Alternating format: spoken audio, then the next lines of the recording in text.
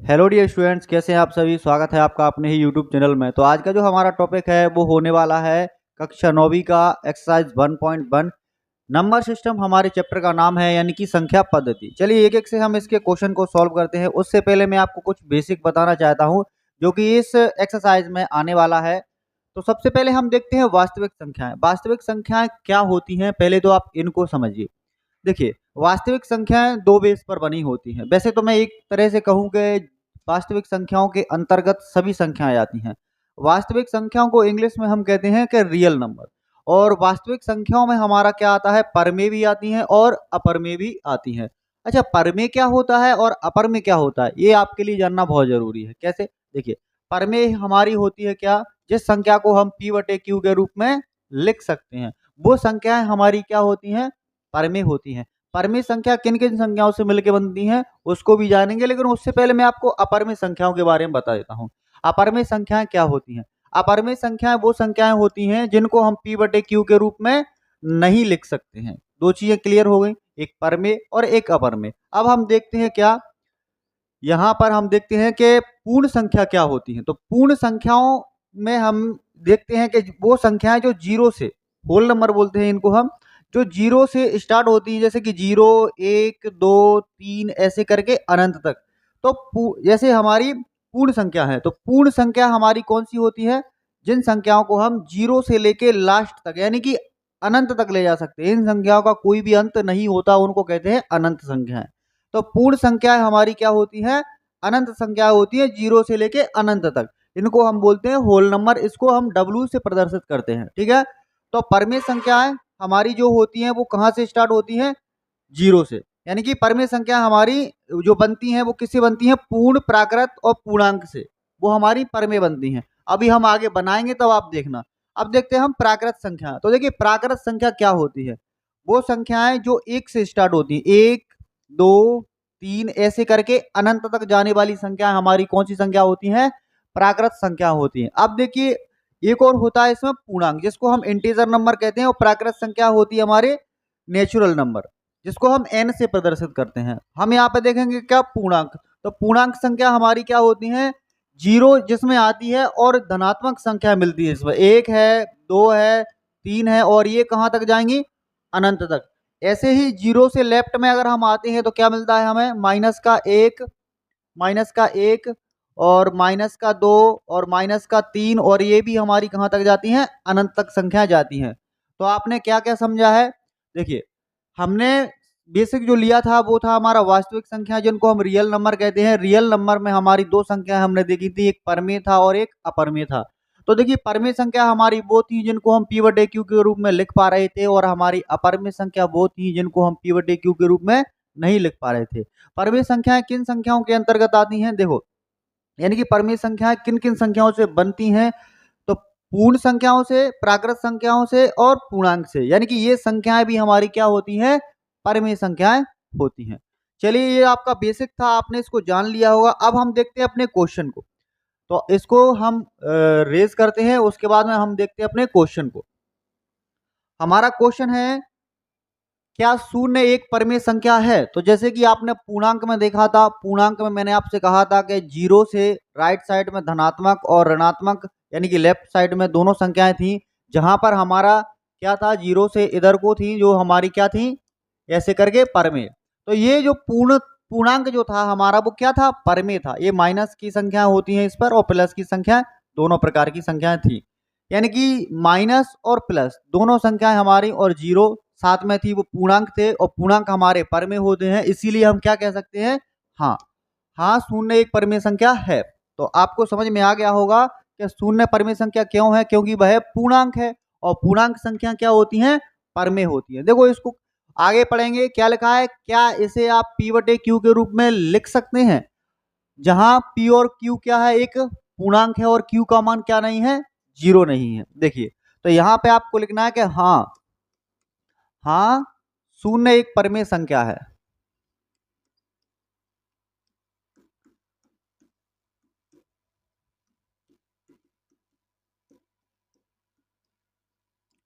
हाँ, शून्य एक परमेय संख्या है। क्या आप इसे p बटे क्यू के रूप में लिख सकते हैं? तो क्या कहेंगे हम, शून्य को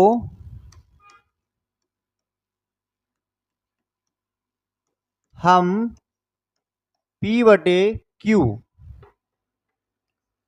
के रूप में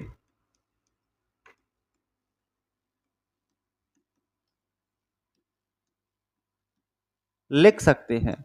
अब लिख सकते हैं तो कोई ऐसा एग्जाम्पल हम देखें जिसको हम शून्य को P बटे Q के रूप में लिख पा रहे हों, तो आप समझ चुके होंगे ऐसे कुछ एग्जाम्पल्स हमारे होते हैं। जैसे मैंने आपको पूर्णांक बताया था, तो पूर्णांक हमारी क्या थी, परमेय संख्या थी।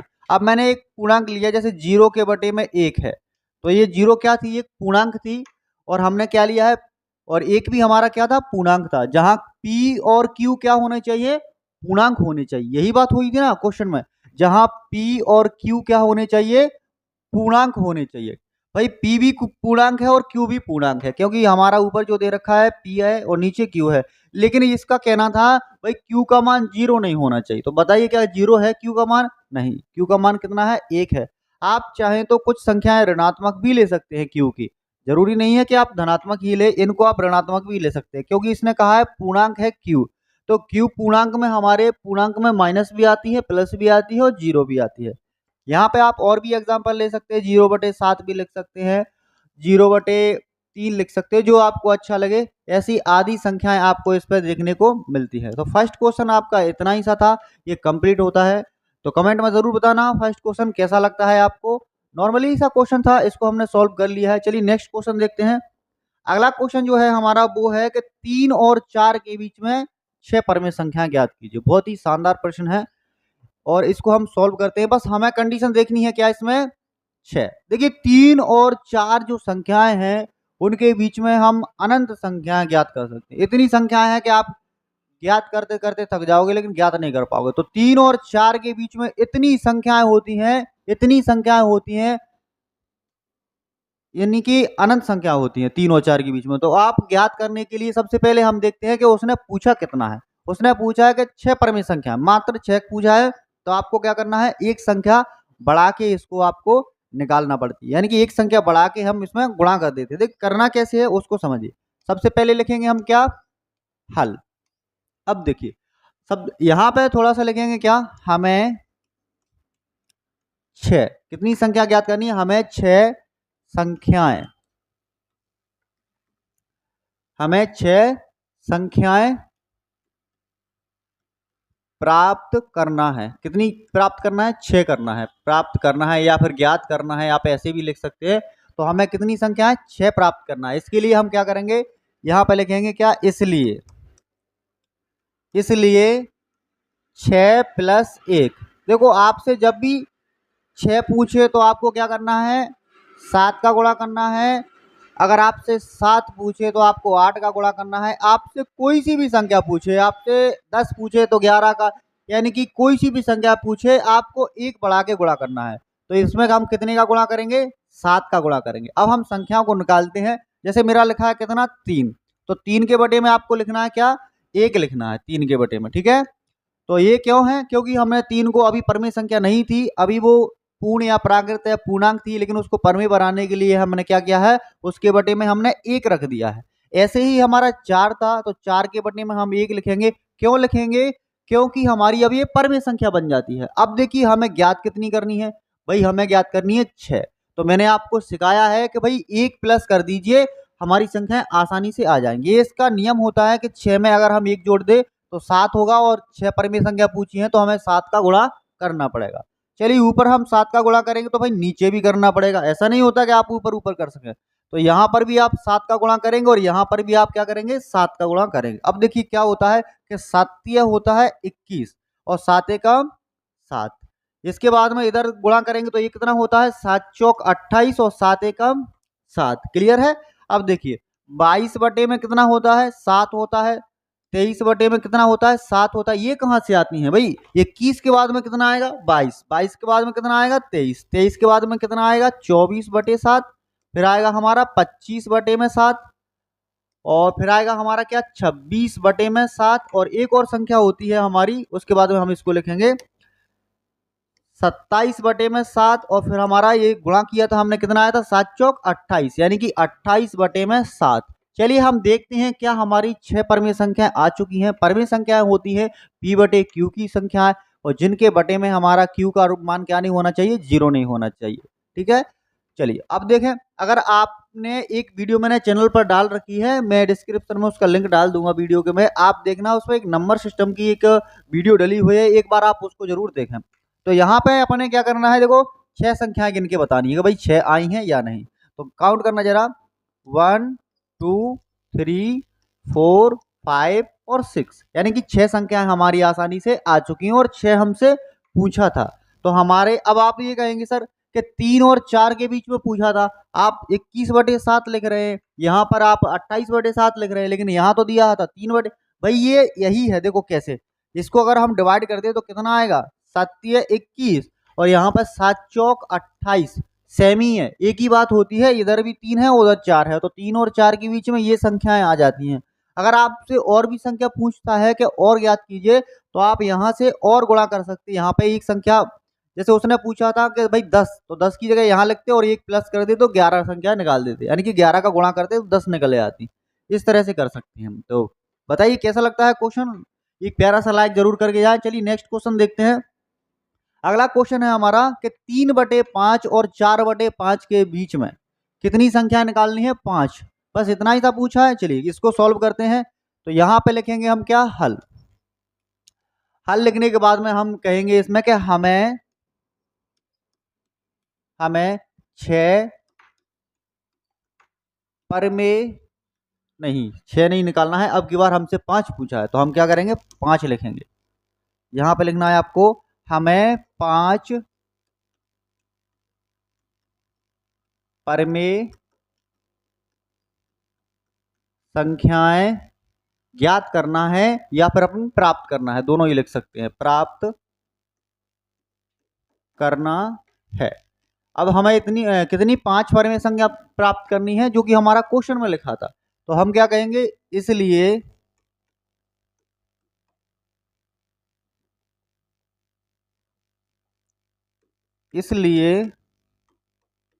क्या होगा, हमारा 5 पूछा है, तो यहाँ पे लिखेंगे 5 प्लस 1 कितना होगा, 6।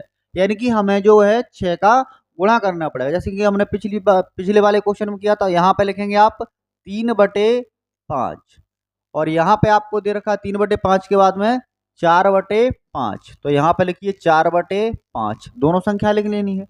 यहाँ पर गुणा करना है आपको 6 का। भाई 6 का क्यों, मैंने क्या कहा था, जब भी आपसे यहाँ पे 5 पूछता है तो 6 का गुणा, 6 पूछता है तो 7 का गुणा, एक संख्या बढ़ाकर, जैसे 1000 का पूछे तो 1001 का गुणा करना है। ठीक है, तो यहाँ पर भी आपको 6 का गुणा करना पड़ेगा, यहाँ पर भी 6 का कीजिए और यहाँ पर भी 6 का कीजिए, दोनों तरफ आपको गुणा करना पड़ता है, यहाँ पर भी और यहाँ पर भी। अब ऊपर करेंगे तो फिर नीचे भी करना पड़ेगा। चलिए इसका गुणा करके देखते हैं। तो ये होता है अपना कितना, 6 18, और 6 पहिए कितना होगा, 30 हो जाता है। तो ये 6 18, 6 पहिए 30। अब इनको देखिए जरा, यहाँ पे कितना होता है, 6 चौके 24, तो यहाँ पे लिखेंगे 24। अब हम इसका गुणा करेंगे तो ये हो जाएगा हमारा कितना, 6 पहिए 30। अब हमें देखना है क्या इसमें वास्तव में संख्या आ जाती है या नहीं। कितनी, 5 निकालनी है। बस आप चाहें अनंत निकाल सकते हैं, जितना आपका मन करे, बस यहाँ पे गुणा करने का ध्यान करना है, कितना निकालनी है उतनी। तो यहाँ पे अपना आता है 19 बटे में कितना है, 30 है। और आगे हम देखें तो आगे हमारा क्या हो जाता है, 20 बटे में 30 हो जाएगा। आगे और देखें तो 21 बटे में 30 हो जाएगा। और आगे देखें तो 22 बटे में 30 हो जाएगा। और आगे हमारा कितना होता है, 23 बटे में 30 हो जाता है। और आगे देखें तो 24 बटे में 30 हो जाता है। अब काउंट करिए जरा, क्या 5 संख्याएं आती हैं, 1 2 3 4 और 5, तो कितनी संख्याएं, 5 आ चुकी हैं। 1 2 3 4 5, ये आपकी 5 संख्याएं हो जाती हैं परमेय। उसने कहा था कि बीच में परमेय संख्या निकालिए, p बटे क्यू की लिखी हुई है, लेकिन q का मान किसी का आपको 0 नहीं मिलेगा। अगर आप सोचो कि लास्ट में 0 लिखा है, नहीं, वो 0 मान थोड़ी से है, वो तो एक हमारी संख्याएं दे रखी है, जैसे कि 30 है, वो संख्या दे रखी है। तो क्वेश्चन नंबर तीसरा आपको कैसा लगता है, कमेंट में जरूर बताना। चलिए आगे बढ़ते हैं अपने क्वेश्चन की तरफ। तो हमारा अगला क्वेश्चन है और ये लास्ट क्वेश्चन है, तो देखिए बारीकी से। अगर चैनल पर नए हो तो चैनल को सब्सक्राइब करके जरूर रखें, ऐसी ही इन्फॉर्मेटिव वीडियो मैं आपके लिए लाता रहूंगा। चलिए क्वेश्चन देखिए एक बार अच्छे से। नीचे दिए गए कथन सत्य हैं या फिर असत्य हैं, कारण के साथ अपने उत्तर की, आप कारण के साथ अपना उत्तर दीजिए। तो देखिए सत्य या असत्य तो हम पीछे से भी लिख सकते हैं देख के, लेकिन हमें उसका पता भी तो होना चाहिए कि किस तरह से ये सत्य है और किस तरह से असत्य है, ये भी तो जानना जरूरी है। तो प्रत्येक प्राकृत संख्या एक पूर्ण संख्या होती है, क्वेश्चन हमारा ये होता है। मैंने आपको बताया था कि प्राकृत और पूर्ण संख्या क्या होती हैं, तो देखिए एक बार, प्रत्येक प्राकृत संख्या क्या होती है? प्राकृत संख्या होती है 1 2 3 4 ऐसे करके अनंत तक। भाई उसने क्या कहा? प्रत्येक प्राकृत संख्या, यानी कि हर एक प्राकृत संख्या एक पूर्ण संख्या होती है। देखते हैं जरा, होती है या नहीं होती। तो पूर्ण क्या होती है? 0 1 2 3 4 ऐसे करके। अब एक बात बताइए, यहां इसने कहा, क्या कहा? प्रत्येक प्राकृत संख्या, यानी कि जो भी प्राकृत संख्याएं हैं वो एक पूर्ण संख्या, यानी कि इनमें से निकल कर आई हैं। तो हम कह सकते हैं कि जी हाँ बिल्कुल। क्यों? क्योंकि अगर हम जीरो को ना देखें तो इधर हमारी क्या संख्या है? ये संख्या हमारी वो प्राकृत संख्या ही तो है। कहां से निकल के आई हैं? पूर्ण में से। यानी कि हमारी जो प्राकृत संख्या बनती हैं वो कहां से बनती हैं? पूर्ण संख्याओं में से। तो हम क्या कह सकते हैं? यह कथन हमारा क्या हो जाता है? सत्य कथन होता है। यहां पे लिखना पड़ेगा आपको, क्योंकि क्योंकि पूर्ण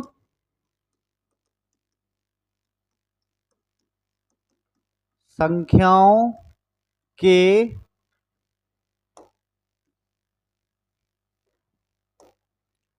संग्रह में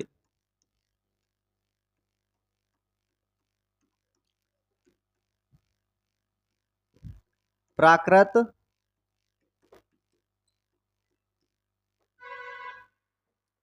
संख्याएं भी आती हैं या होती हैं। ठीक है, इस तरह से लिखना है।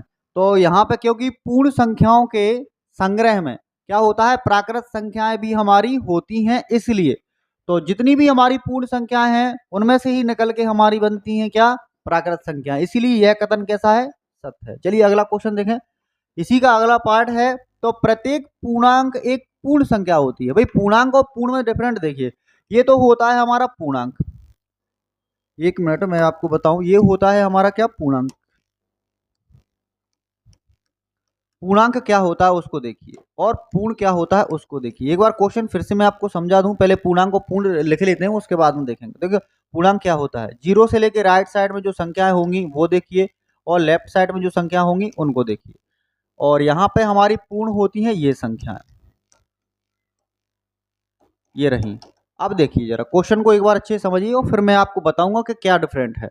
प्रत्येक पूर्णांक, यानी कि जितने भी हमारे पूर्णांक संख्याएं दे रखी हैं, चाहे वो ऋणात्मक हो, चाहे वो धनात्मक हो, चाहे वो शून्य हो, तो प्रत्येक पूर्णांक, यानी कि जितने भी आपको पूर्णांक दिख रहे हैं, ये एक पूर्ण संख्या है।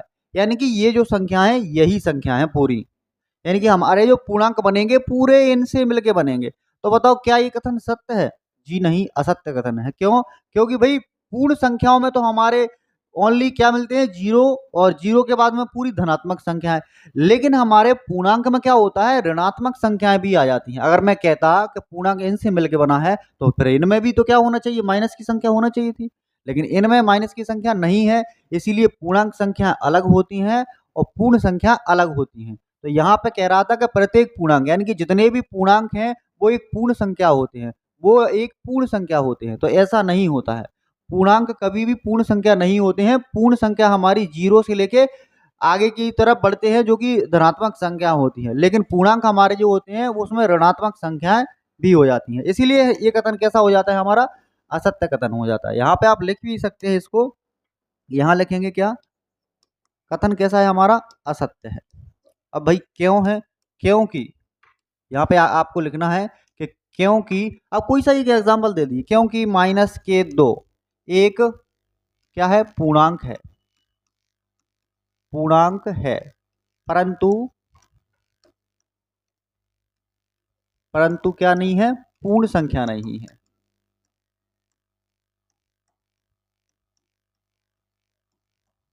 हमारा पूर्णांक तो है परंतु क्या नहीं है? एक पूर्ण संख्या नहीं है। तो प्रत्येक पूर्णांक जो है हमारा वो क्या होता है? पूर्णांक हमारा पूर्ण संख्या कभी नहीं होता। पूर्णांक हमारा अलग होता है, पूर्ण हमारे अलग संख्या होती हैं। तो यहाँ पे लिखेंगे असत्य है, क्योंकि माइनस के दो, हमने एक एग्जांपल लिया था, माइनस के दो जो है हमारा क्या होता है? एक पूर्णांक होता है, लेकिन पूर्ण संख्या नहीं होता। इसलिए ये क्या कह रहा था, ये कह रहा था कि हमारे जो पूर्णांक है ना वो पूर्ण हो जाएंगे। भाई पूर्ण तो हमारे कहाँ से स्टार्ट होते हैं बताओ, पूर्ण होते हैं हमारे जीरो से लेके प्लस में पूरी संख्या है, लेकिन ये माइनस की कहाँ से आ गई। इसीलिए मैंने एग्जांपल दिया था, क्योंकि माइनस के तो भाई एक पूर्णांक है तो पूर्ण कहाँ से बनेगी, नहीं बनेगी ना, इसीलिए है ये। आगे और देखेंगे, देखो यहाँ लिखा है कि प्रत्येक परमेय संख्या एक पूर्ण संख्या होती है। अब परमेय संख्या देखो एक बार फिर मैं आपको बताऊंगा। ये पहले तो इसने बोला कि पूर्ण होती है, तो पूर्ण लिख लीजिए आप।